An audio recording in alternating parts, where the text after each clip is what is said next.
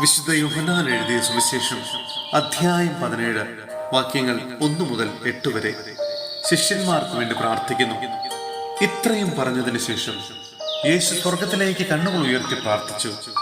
പിതാവേ, സമയമായിരിക്കുന്നു. പുത്രൻ അവിടുത്തെ മഹത്വപ്പെടുത്തേണ്ടതിന് പുത്രനെ അങ്ങ് മഹത്വപ്പെടുത്തണമേ.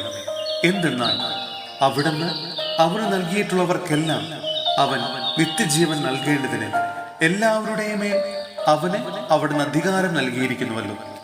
ഏക സത്യദൈവമായ അവിടുത്തെയും അങ്ങ് അയച്ച യേശു ക്രിസ്തുവിനെയും അറിയുക എന്നതാണ് നിത്യജീവൻ. അവിടുന്ന് എന്നെ ഏൽപ്പിച്ച ജോലി പൂർത്തിയാക്കിക്കൊണ്ട് ഭൂമിയിൽ അവിടുത്തെ ഞാൻ മഹത്വപ്പെടുത്തി. ആകയാൽ പിതാവേ, ലോക സൃഷ്ടിക്ക് മുമ്പ് എനിക്ക് അവിടുത്തോടു കൂടെ ഉണ്ടായിരുന്ന മഹത്വത്താൽ ഇപ്പോൾ അവിടുത്തെ സന്നിധിയിൽ എന്നെ മഹത്വപ്പെടുത്തണമേ.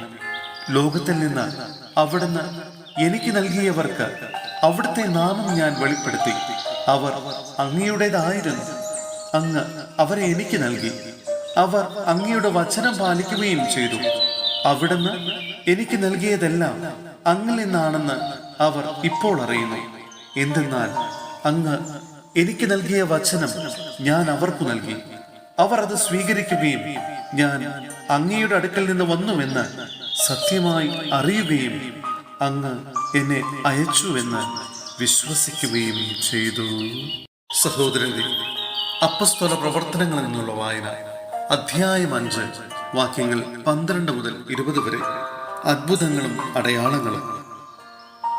അപ്പസ്തോലന്മാരുടെ കരങ്ങൾ വഴി ജനമധ്യത്തിൽ വളരെ അടയാളങ്ങളും അത്ഭുതങ്ങളും സംഭവിച്ചുകൊണ്ടിരുന്നു. അവർ ഏക മനസ്സോടെ സോളമന്റെ മണ്ഡപത്തിൽ ഒന്നിച്ചു കൂടുക പതിവായിരുന്നു. മറ്റുള്ളവരിൽ ആരും തന്നെ അവരോട് ചേരാൻ ധൈര്യപ്പെട്ടില്ല. എന്നാൽ ജനം അവരെ ബഹുമാനിച്ചു പോന്നു. കർത്താവിൽ വിശ്വസിച്ച പുരുഷന്മാരുടെയും സ്ത്രീകളുടെയും സംഖ്യ വർദ്ധിച്ചുകൊണ്ടേയിരുന്നു.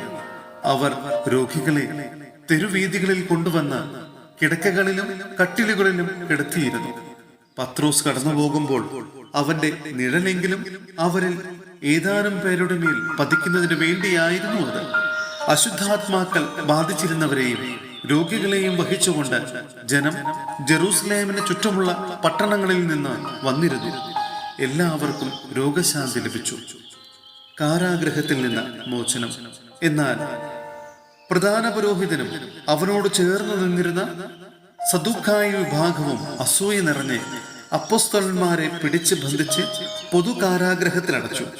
രാത്രി കർത്താവിന്റെ ദൂതൻ കാരാഗ്രഹ വാതിലുകൾ തുറന്ന് അവരെ പുറത്തു കൊണ്ടുവന്ന് അവരോട് പറഞ്ഞു, നിങ്ങൾ ദേവാലയത്തിൽ ചെന്ന് എല്ലാ ജനങ്ങളോടും നവജീവന്റെ ഈ വചനം പ്രസംഗിക്കുവിൻ.